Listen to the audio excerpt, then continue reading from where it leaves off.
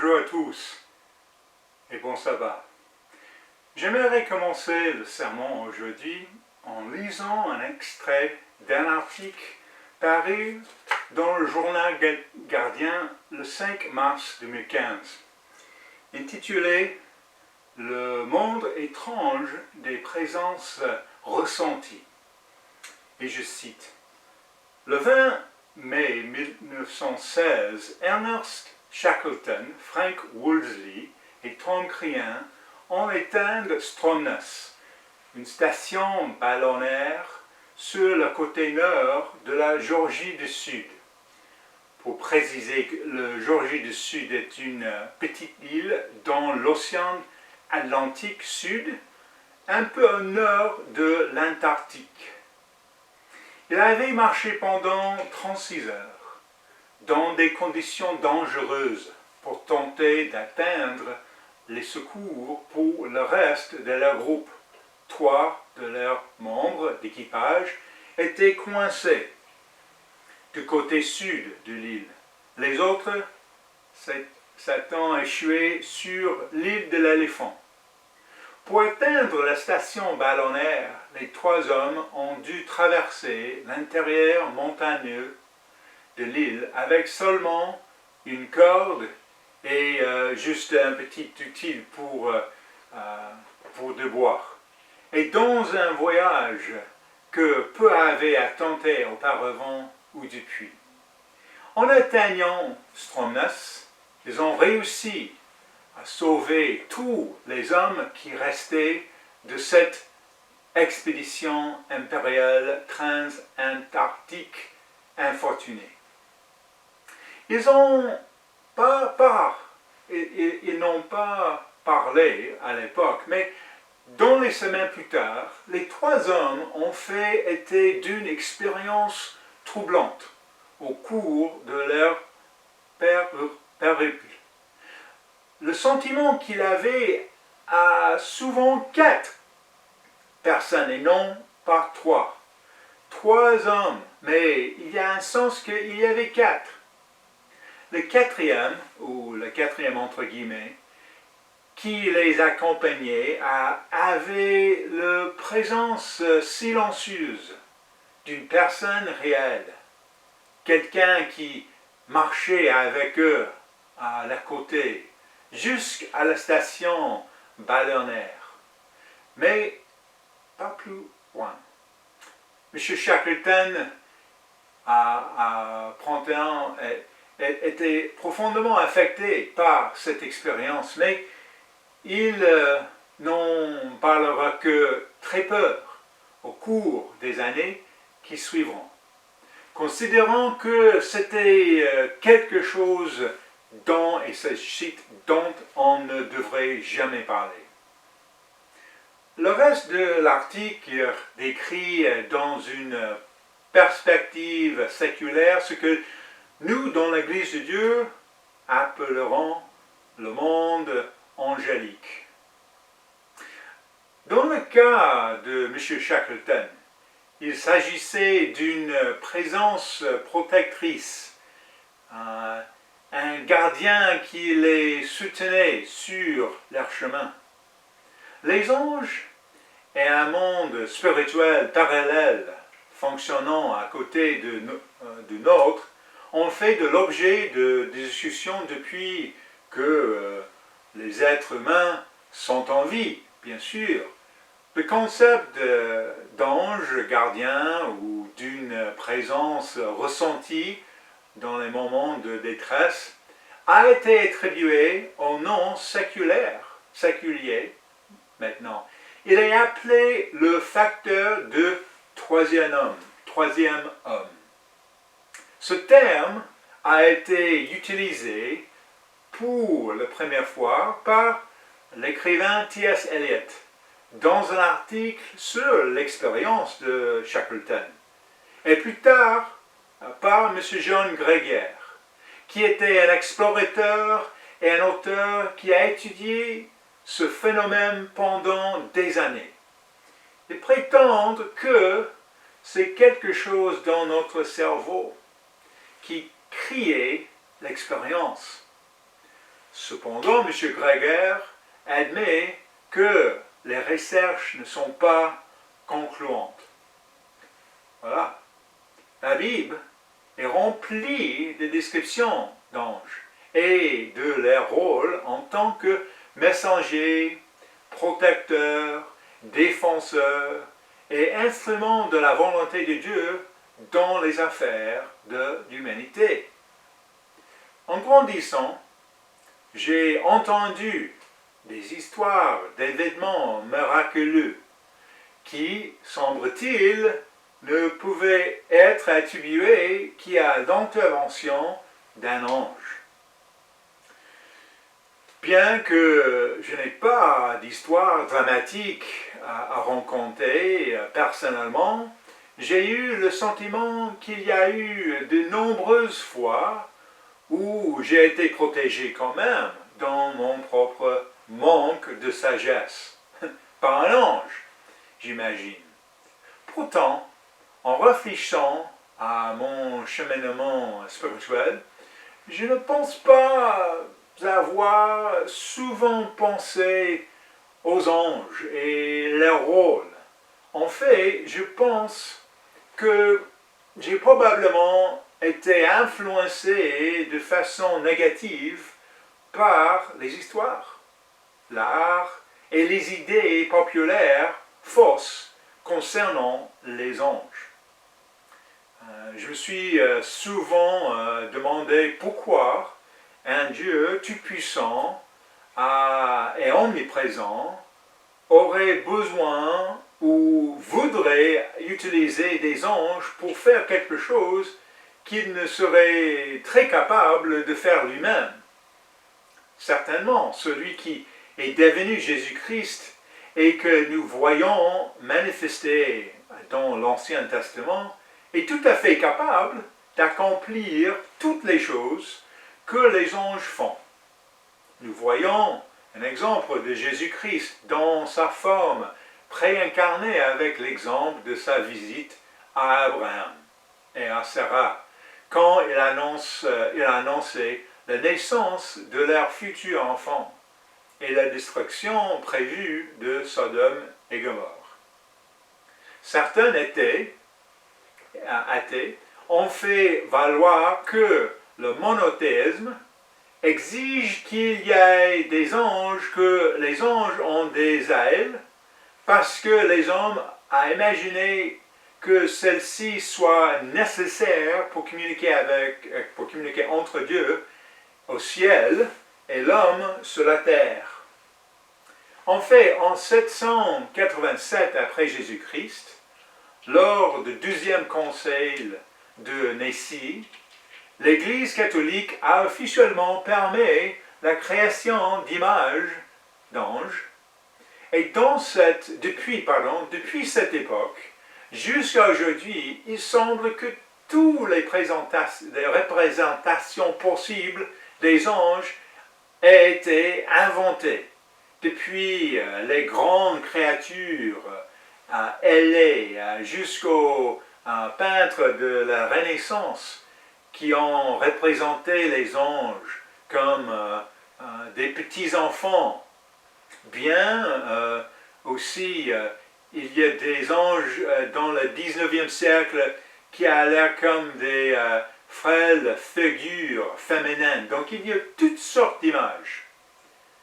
Tout cela ne fait que confirmer les malheureusement idées fausses, le manque d'attention et la diversité d'opinions que les gens qui prétendent croire en Dieu ont sur les anges. En étudiant ce sujet, je me suis rendu compte que j'avais moi-même des idées un peu faussées sur les anges. Et j'espère que pendant ce sermon, certaines de vos opinions seront remises en question par la Bible. Et aussi, je pense que nous pouvons mieux comprendre la puissance de Dieu par l'étude du rôle des anges. Donc, aujourd'hui, notre sujet, c'est bien sûr les anges. J'aimerais nous faire prendre davantage conscience des anges en examinant leur rôle et ce qu'ils nous révèlent sur Dieu et son plan. Plus précisément, j'aimerais partager 3 points. Premièrement, les anges peuvent nous aider à comprendre l'amour de Dieu envers nous. Deuxièmement, les anges peuvent nous aider à comprendre l'immensité du royaume spirituel de Dieu. Et troisièmement, les anges peuvent nous aider à comprendre notre avenir dans la création de Dieu. À la fin de ce sermon, j'espère que nous apprécierons mieux la nature géniale de plan de Dieu pour nous. Le titre du message d'aujourd'hui est « Les anges et la puissance de Dieu ». Les anges et la puissance de Dieu. Voilà, on peut commencer aujourd'hui avec ce sujet, avec notre premier point. Les anges peuvent nous aider à comprendre l'amour de Dieu envers nous. Ça, c'est le premier point. Commençons en nous reportant à Hébreux 1 et verset 14. Hébreux 1, verset 14, et lisons ce que Dieu dit au sujet du rôle des anges dans la création de Dieu. Donc, Hébreux 1 et verset 14, et on peut lire ce passage. Ne sont-ils pas tous des esprits au service de Dieu, envoyés pour exercer un ministère en faveur de ceux qui doivent hériter de salut? Le mot ministère dans ce verset signifie servir. Et donc les anges sont envoyés pour servir. Et ce verset indique clairement qu'ils ont été envoyés pour servir ceux qui hériteront du salut. Il y a un lien clair avec nous comme prémisse, mais je pense que le verset ne restreint pas le service aux prémices. Je pense que le verset est beaucoup plus universel en termes de service à tous les peuples, qu'ils soient appelés maintenant ou dans le futur. Les anges nous protègent du mal et des accidents, et Dieu nous encourage et nous inspire par le déploiement de cette force angélique.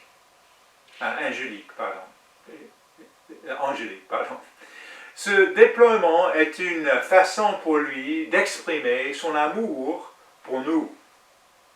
Vous n'avez pas besoin de vous y reporter, mais dans Matthieu 26, verset 53, Jésus dit à Pierre de poser son épée, parce que s'il l'avait voulu, Jésus aurait pu prier le Père et demander 12 légions d'anges. La Bible d'étude des contextes culturels de la nouvelle version internationale de la Bible en anglais souligne, et je cite maintenant, toute la province de Romains de Syrie, qui comprenait la Judée, n'avait normalement que 3 légions en tout. 3 légions en tout. Ainsi, Jésus aurait pu faire appel à une force écrasante qui aurait été plus nombreuse que les Romains. Et bien sûr, ces légions auraient été des légions d'esprit, beaucoup plus puissantes que les Romains. Nous voyons dans Matthieu 4, verset 1, et encore une fois, vous n'avez pas besoin de vous y reporter, mais dans Matthieu 4, verset 1, Lorsque Jésus a eu faim, après avoir jeûné 40 jours et 40 nuits, il a été confronté au diable. Il a été servi ou soigné par des anges. Il est fort probable que les anges lui ont apporté de la nourriture et de l'eau. Mais reportez-vous, s'il vous plaît, à Acte 12. Acte 12 et verset 5, et voyons l'histoire d'une intervention dramatique et qui témoigne de l'intention de Dieu par l'envoi d'un ange pour sauver Pierre de la mort. Donc, Acte 12 et verset 5, ici, donc Acte 12 et verset 5. Et voyons d'abord le contexte de l'histoire en Acte 12 et verset 1 à 4. Donc, lisons ces versets. Donc, Acte 12 et verset 1, il dit, vers le même temps, le roi Hérode se mit à maltraiter quelques membres de l'Église. Et il fit mourir par l'épée Jacques, frère de Jean. Voyant que cela était agréable aux Juifs, il fit encore arrêter Pierre. C'était pendant les jours des pains sans levain. Après l'avoir saisi et jeté en prison, il le mit sous la garde de 4 échouades et de 4 soldats, chacune avec l'intention de la faire comparaître devant le peuple après la Pâque. Ainsi, le contexte de cette histoire est que Dieu a permis que l'apôtre Jacques soit tué. Dans l'histoire de l'Église du Nouveau Testament, cela aurait été l'un des moments les plus bas. Vous pouvez imaginer que si l'un de nos dirigeants de l'Église aujourd'hui était arrêté illégalement et ensuite exécuté par l'État, cela pourrait conclure une crise, cela pourrait conduire à une crise de la foi. Dans ce cas, après que Jacques a été tué, Hérode a réalisé que c'était en effet un bon geste politique. Par conséquent, il a décidé d'arrêter Pierre. Et au verset 4, nous avons la forte impression qu'il avait l'intention d'exécuter Pierre aussi. Mais il attendait jusqu'après les jours saints de printemps, les jours de pain sans levain. Maintenant, continuerons au verset 5. Au verset 5 maintenant. Pierre donc était gardé dans la prison et l'Église ne cessait d'adresser pour lui des prières à Dieu. Donc, ça c'est vraiment c'était une grande épreuve sévère pour l'Église qui a donc réagi avec une plus grande dévotion et intensité de prier afin que Dieu sauve Pierre. Et nous verrons au verset 6 que Dieu a entendu jusqu'à la nuit même avant que Pierre ne soit jugé pour accomplir l'un des grands miracles de la Bible. Alors, maintenant, lisez l'intervention d'un ange en Acte 12 et versets 6 à 10 maintenant. La nuit qui précéda le jour où Hérode allait le faire comparaître Pierre, lié de deux chaînes, dormait entre 2 soldats, et des sentinelles devant la porte gardaient la prison. Verset 7. Et voici un ange du Seigneur survint, et une lumière brilla dans la prison. L'ange réveillait Pierre en le frappant au côté et en disant, « Lève-toi promptement. » Les chaînes tombèrent de ses mains. Et l'ange lui dit, « Mets ta ceinture et tes sandales. » et il fit ainsi. L'ange lui dit encore, invoque-toi de ton manteau et suis-moi. Et Pierre, verset 9, sortit et le suivit, ne sachant que ce qui se faisait par l'ange était réel ou s'imaginant avoir une vision.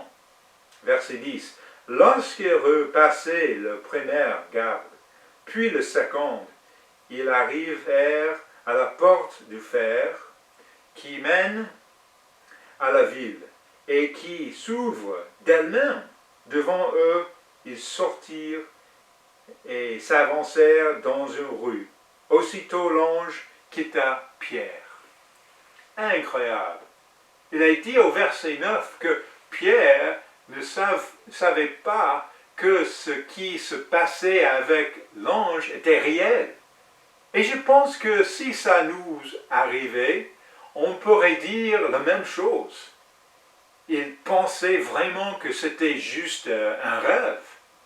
Ce type d'histoire sort tout droit d'un film de Star Wars ou d'un film de science-fiction. Imaginez que les chaînes tombent du corps de Pierre, que les gardes ne se réveillaient pas, que les portes soient ouvrir toutes seules, et ils ont passé invisiblement devant les gardes. C'est vraiment comme du Star Wars.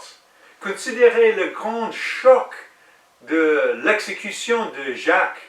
Et maintenant, quelle histoire étonnante, celle de la libération de Pierre. Tellement miraculeux qu'il y avait vraiment de l'humeur, de l'humeur dans les versets suivants, du verset 11 au verset 15. Donc, continuez à verset 11, s'il vous plaît.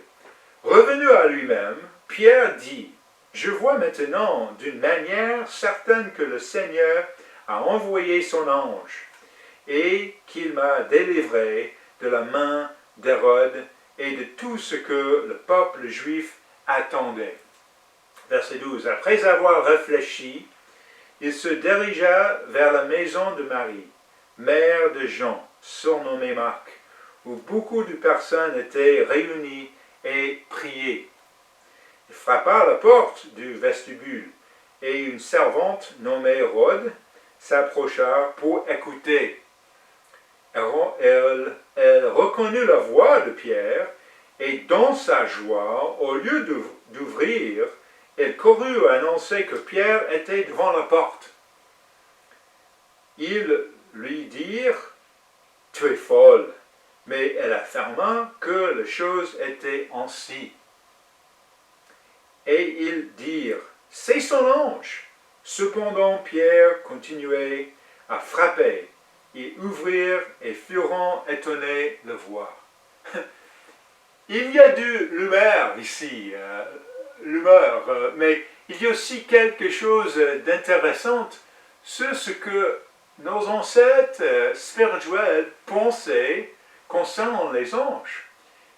Il est dit au verset 16, c'est son ange, c'est son ange. Avons-nous chacun un ange? C'est ce qu'ils pensaient à l'époque.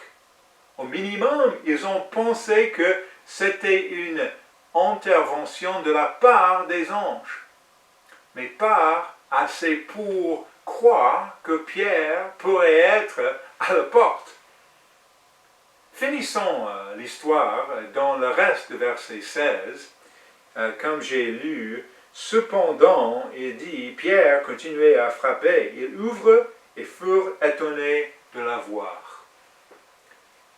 Et la conséquence que nous avons lue, c'est que les gardes et les soldats ont été exécutés pour ne pas avoir pu garder l'apôtre Pierre.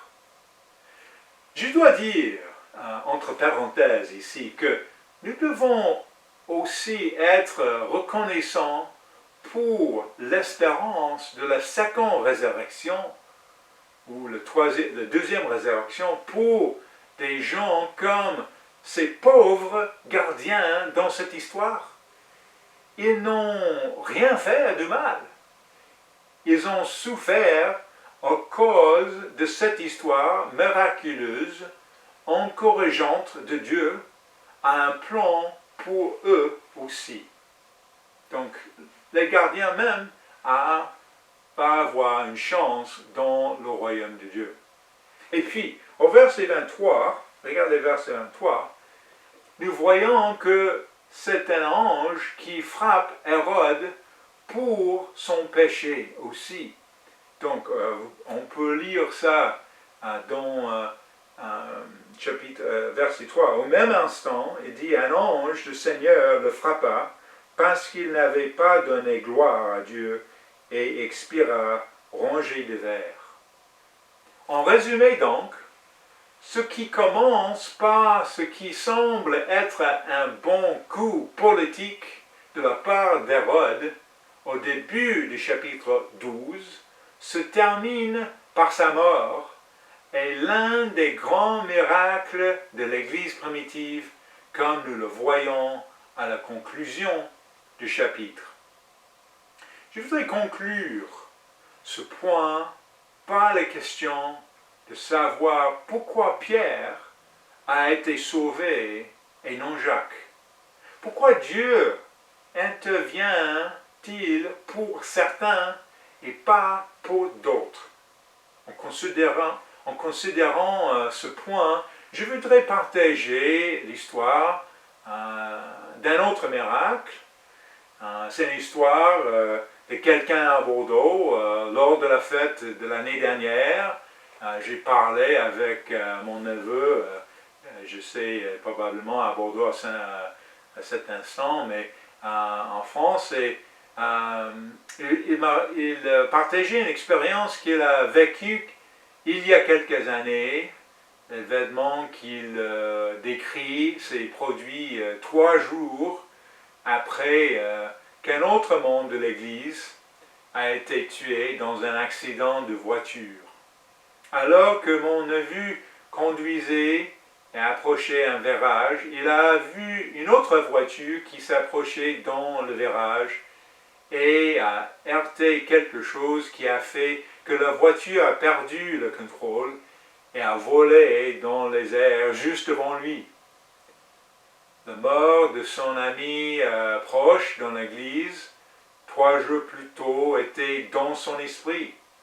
Il a freiné et il a réalisé que la voiture qui volait dans les airs venait droit sur lui. Et à ce moment, il a réalisé qu'il allait mourir ou être sérieusement blessé. Mais instantanément, la voiture a touché le sol juste devant lui et a rebondi directement au-dessus de sa voiture. Et dans la direction qui était complètement contraire à l'élan qui avait pris la voiture pendant le contrôle. La voiture rebondit encore une autre fois, mais juste derrière sa voiture. Il a donc été sauvé. La personne qui conduise l'autre voiture a atterri dans une fossée, il a arrêté sa voiture pour aller la voir. Elle était étourdie, mais n'était pas blessée, et lui était abasourdi pour la nature surréaliste de ce miracle. Et jusqu'à ce moment,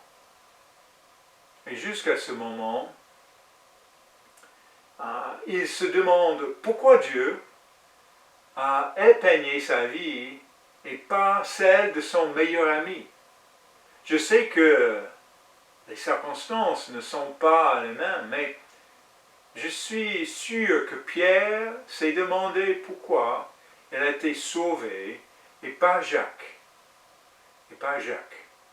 En effet, parfois Dieu n'intervient pas, et je pense que cela fait partie du fait que nous devons faire confiance en Dieu et savoir qu'il nous amène pourquoi il arrive. Dieu a ses desseins et ses plans en tête et nous ne pouvons pas toujours connaître les plans à long terme. De tous les exemples d'intervention angélique dans la Bible, nous ne voyons jamais un ange questionner Dieu. Les anges sont alignés à 100% avec les plans de Dieu. Ce sont des messagers et des esprits tutélaires. Nous aussi, nous devons être alignés à 100% et avoir confiance que Dieu a notre meilleur intérêt à l'esprit quand il choisit d'intervenir ou de ne pas intervenir. Les anges sont des êtres puissants et nous pouvons être encouragés par le fait que Dieu a des anges à sa disposition pour communiquer avec nous, guider et nous protéger.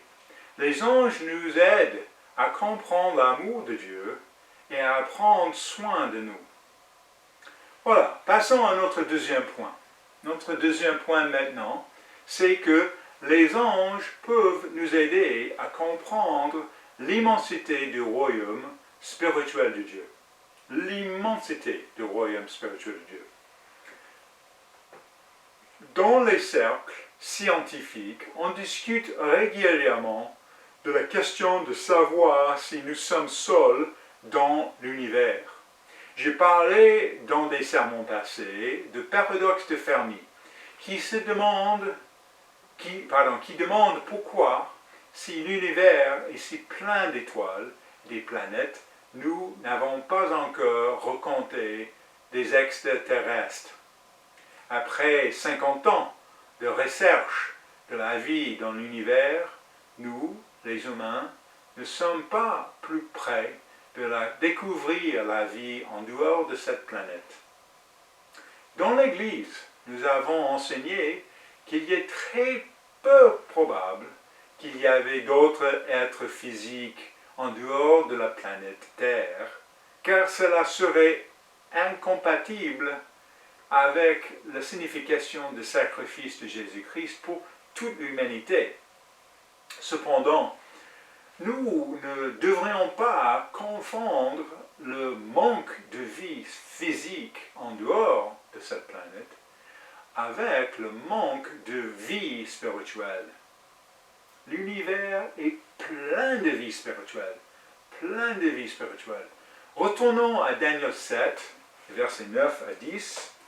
Daniel 7, versets 9 et 10. Et lisons la vision que Daniel a de la salle du trône de l'univers et comment elle est assistée par 100 millions d'anges. Daniel 7, versets 9 à 10. Il dit, « Je regarde pendant que l'homme placé du trône et l'ancien de jour s'assit. Son vêtement était blanc, comme la neige, et les cheveux de sa tête étaient comme de la laine pure. Son trône était comme des flammes de feu, et ses roues comme un feu ardent. Un fleuve de feu coulait et sortait de devant lui.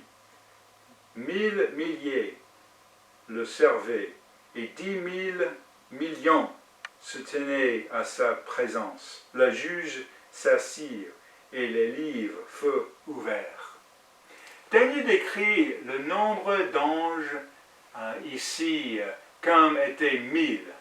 1000 et 10 000 fois 10 000 et que serait 100 millions. Mais mon point de vue sur ce nombre est que Daniel essaie de décrire un très, très, très grand nombre d'anges. J'ai rencontré cette histoire en 2016 dans un sermon, mais à la fin des années 1930, on a demandé à un mathématicien de l'université aux États-Unis, Edward Kasner, de trouver un nom pour un nombre extraordinairement grand. Un nom pour un nombre très, très, très grand. Les très grands nombres étaient 10 a le centième puissance, ou 1 avec 100 zéros après. L'histoire est qu'un jour, au cours d'une promenade, il a demandé à son neveu de 9 ans qui lui a suggéré un nom pour ce chiffre. Et ce nom est maintenant connu par probablement tous les habitants de cette planète. Il a suggéré le nom Google.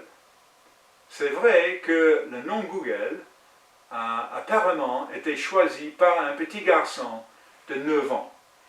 Le Dr. Kastner a ensuite créé, à partir de cela, le concept d'un Google. Un Googleplex qui est un Google à la puissance d'un Google. Donc c'est un grand nom, un chiffre. Selon la regrettée Dr. Carl Sagan, si vous essayez d'écrire un Googleplex sur un morceau de papier, vous savez que vous commencez par écrire un chiffre 1 ici, et après un 0, et un 0, et un 0, et etc., etc. Et continuez ensuite à écrire des zéros jusqu'à ce que vous atteignez la fin du chiffre. Le papier sur lequel vous écrivez le chiffre ne logerait pas dans l'univers connu. Imaginez, c'est un grand nombre. Si nous pensons à l'immensité de l'univers et réalisons que Dieu n'est pas contraint par le temps et l'espace, alors un Googleplex d'ange n'est pas hors de possible. Ces concepts me sont difficiles à saisir. L'homme qui essaie de comprendre la totalité de Dieu est comme une fourmi qui essayait de comprendre que les humains peuvent voler en avion. Les deux entités sont juste dans des dimensions différentes. Le nom même de Dieu inclut ce vaste groupe d'êtres angéliques. Le nom même de Dieu, qui est utilisé encore et encore dans les Écritures, dans la Bible, est Yahweh Sabaoth. Yahweh Sabaoth, c'est le nom en hébreu, qui se traduit en français par l'Éternel des armées. Vous pouvez écrire deux références bibliques ici, car nous pouvons voir ce terme utilisé dans le Nouveau Testament, dans Romains 9 et verset 29, Romains 9 et 29, et Jacques 5 et verset 4. Yahweh Sabaoth, l'Éternel des armées. Mais reportez-vous s'il vous plaît à Apocalypse 4 et verset 2, et voyons une autre vision du trône de Dieu et du monde angélique qui l'entoure. Cette deuxième description nous donne un aperçu de la diversité de la création angélique de Dieu. Apocalypse 4. Apocalypse 4.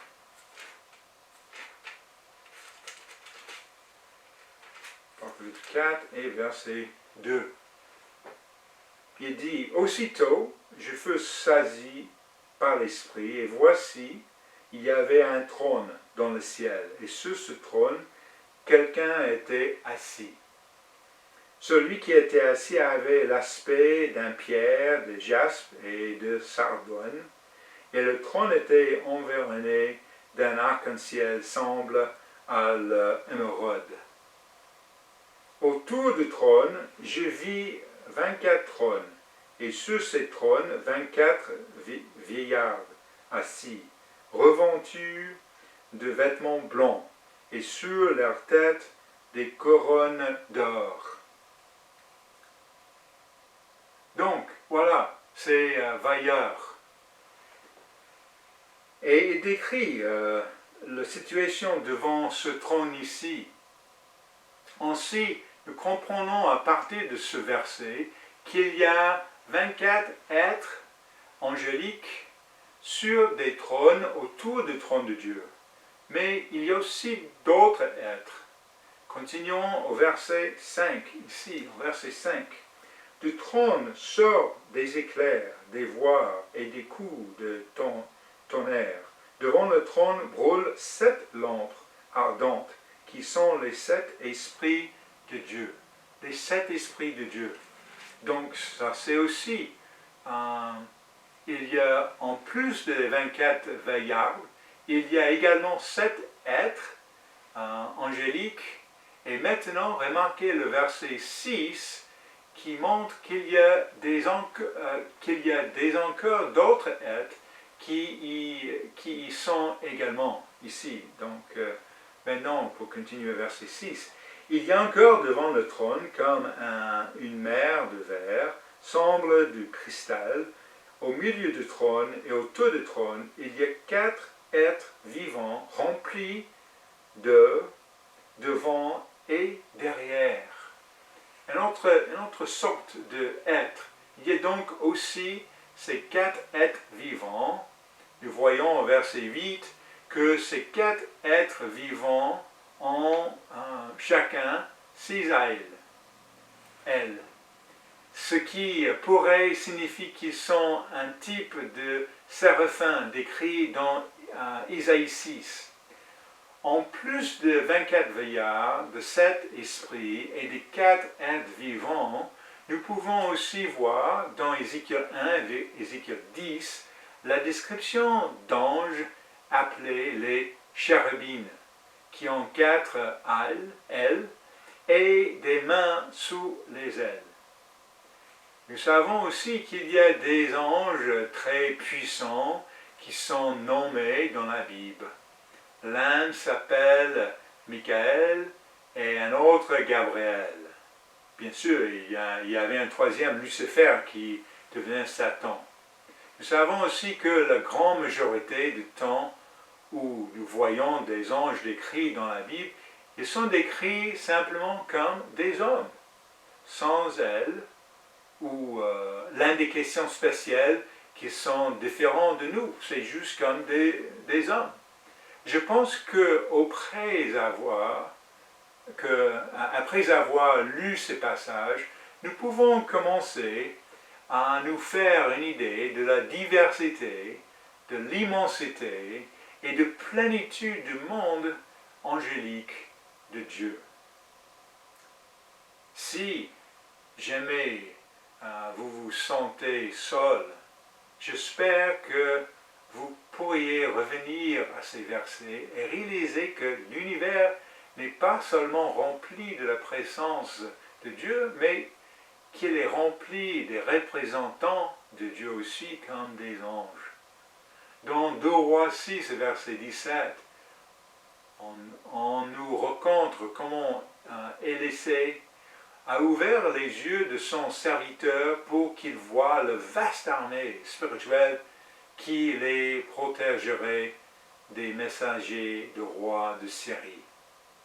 Je prie pour que même si nos yeux ne peuvent pas voir physiquement ces hôtes angéliques en ce moment, nous sachions qu'ils sont présents quand même. Présents pour reconforter, présents pour servir, présents pour faire la volonté de Dieu. Dieu a un vaste royaume spirituel et des serviteurs spirituels à sa disposition pour exécuter sa volonté.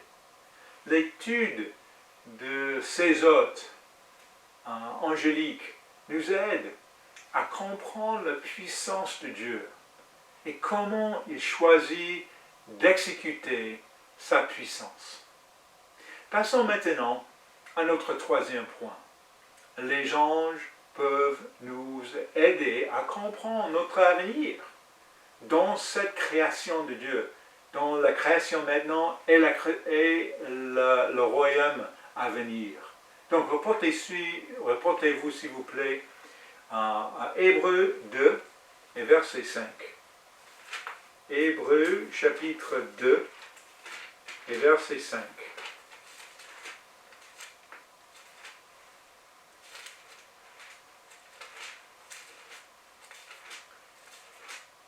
Hébreux 2, verset 5, j'ai décrit dans l'introduction le fait que les êtres humains ont depuis longtemps réalisé une certaine présence spirituelle en temps de détresse. Cette expérience est commune aux gens du monde entier et nous avons lu plus tôt l'histoire dans Acte 12, comment l'existence et l'intervention des anges étaient quelque chose qui était top dans l'esprit des membres de l'Église du premier siècle. De plus, nous avons lu à propos de l'immensité et de la diversité de ce royaume angélique. Malheureusement, sachant cela, certains au premier siècle et beaucoup dans le monde d'aujourd'hui ont mis l'accent sur le pouvoir des anges et négligeant de considérer l'origine de leur pouvoir et ne voient pas l'image le plus large dans laquelle l'homme s'intègre. Par exemple, Paul a mis en garde l'Église dans Colossiens 2, verset 18, contre l'adoration des anges. Les deux premiers chapitres des Hébreux abordent la question de notre place dans la création et le rôle de Jésus-Christ vis-à-vis du rôle des anges. Donc, lisons Hébreux 2, verset 5 maintenant, pour comprendre ce que Dieu veut que nous sachions sur notre destinée vis-à-vis des anges. Il dit, en effet, ce n'est pas à des anges que Dieu a soumis le monde à venir dont nous parlons. Or, quelqu'un a rendu quelque part de ces témoignages. Donc, assez puissants que soient ces êtres, on nous dit qu'ils ne régénéreront pas dans le monde à venir. Continuons au verset 6, comme j'ai mentionné. Versets 6 à 8. Il dit, qu'est-ce que l'homme pour que tu te souviennes de lui, ou le Fils de l'homme pour que tu prennes soin de lui? Tu l'as abaissé pour un peu de temps au-dessus des anges, tu l'as couronné de gloire et de l'honneur. Tu as mis toutes choses sur ses pieds. Tu as mis toutes choses sur ses pieds. Imaginez, ça c'est notre situation maintenant. Ça c'est notre situation vis-à-vis des anges. En effet, en lui soumettant toutes choses, Dieu n'a rien laissé qui ne lui soit soumis. Cependant, nous ne voyons pas encore maintenant que toutes choses lui soient soumises. Notre place dans le plan de Dieu sera de régner sur ces puissantes créatures. Imaginez, on peut continuer à verset 8, en effet, en lui soumettre toutes choses, Dieu n'a rien laissé qui ne lui soit soumis. Cependant, ne voyons pas encore maintenant que toutes choses lui soient soumises. Certains ont spéculé que ce plan pourrait même avoir contribué à la rébellion de Satan.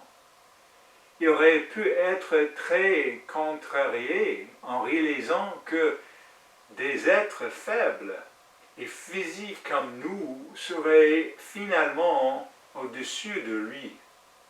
Ces versets disent aussi que nous avons été créés un peu plus bas que les anges. Nous savons, d'après Genèse 1, que nous avons été créés à l'image de Dieu.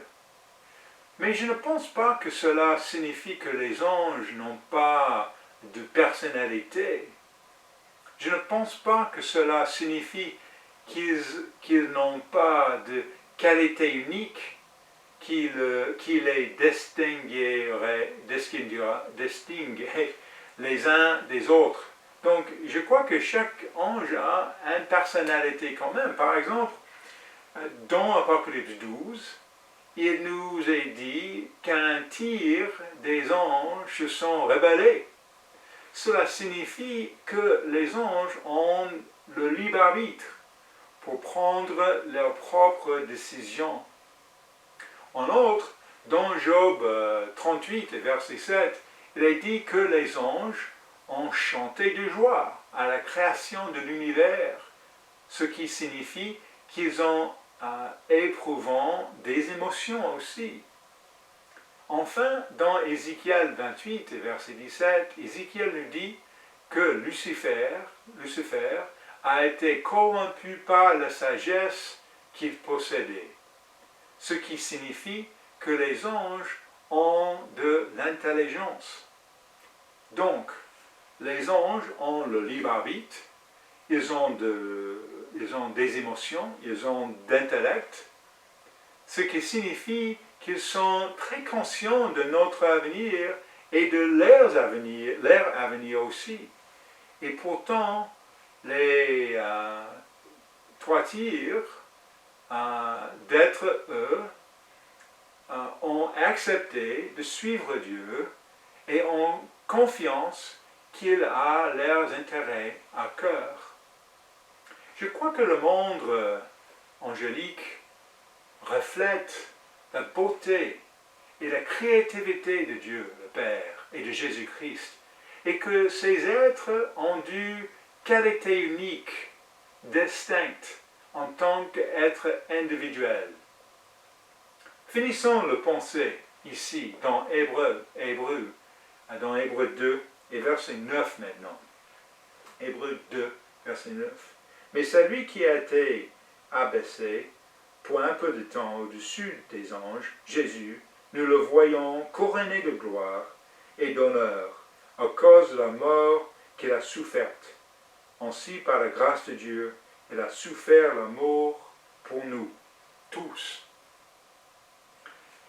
Voilà, le créateur des anges, Jésus-Christ, a été fait plus bas que les anges, afin de pouvoir nous sauver, nous, sa création humaine. Continuons au verset 10. Il convenait, en effet, que celui pour qui et par qui sont toutes choses, et qui voulait conduire à la gloire beaucoup de fils, et élever à la perfection par les souffrances de la prince de leur salut. Et verset 11. Car celui qui sanctifie et ceux qui sont sanctifiés sont tous issus d'un seul. C'est pourquoi il n'y a pas honte de les appeler frères. Et nous sommes les frères de notre frère aîné, Jésus-Christ, qui ont un avenir glorieux et encourageant. Et pour terminer la réflexion au verset 16 à 18, lisons cette dernière série des versets. Verset 16, il dit « Car, assurément, ce n'est pas à des anges qu'ils viennent en aide, mais c'est à la postérité d'Abraham. En conséquence, il a dû être rendu semble en toutes choses à ses frères, afin qu'il soit un souverain sacrificateur miséricordieux et fidèle dans le service de Dieu pour faire l'expiation des péchés du peuple.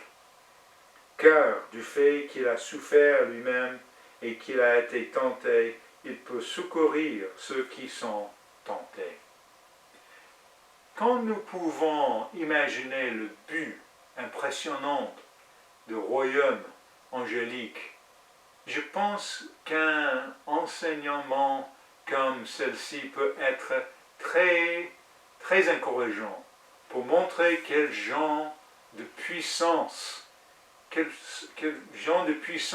impressionnante d'avenir nous avons dans le plan de Dieu. Nous devons comprendre notre place dans la création par rapport aux anges. On peut comprendre cette grande promesse pour nous. Concluons en nous tournons vers le dernier chapitre des Hébreux, dans Hébreux chapitre 13 et verset 2.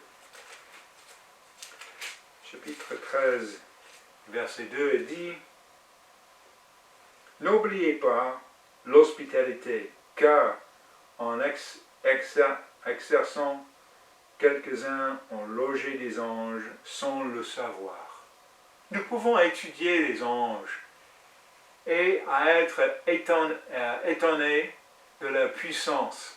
Mais en fin de compte, ce qui importe, c'est que nous mettions l'accent sur le fait de suivre la volonté de Dieu. Et ce faisant, je trouve étonnant qu'au moment où le livre des Hébreux conclut la discussion sur les anges, je commence au chapitre 1 et continue au chapitre 13, sur les anges, l'auteur nous donne une simple leçon sur l'hospitalité, et même l'hospitalité envers les étrangers. Je pense que notre compréhension de Dieu est rendue plus complète et plus personnelle lorsque nous étudions et pensons au domaine des anges. Nous pouvons être encouragés par le fait que même si nous ne voyons pas Dieu, nous pouvons savoir qu'il prend soin de nous par l'intermédiaire de ses serviteurs, les anges. Soyons encouragés par le fait que Dieu dirige les anges pour agir dans notre vie et dans celle des autres. Merci et bon sabbat.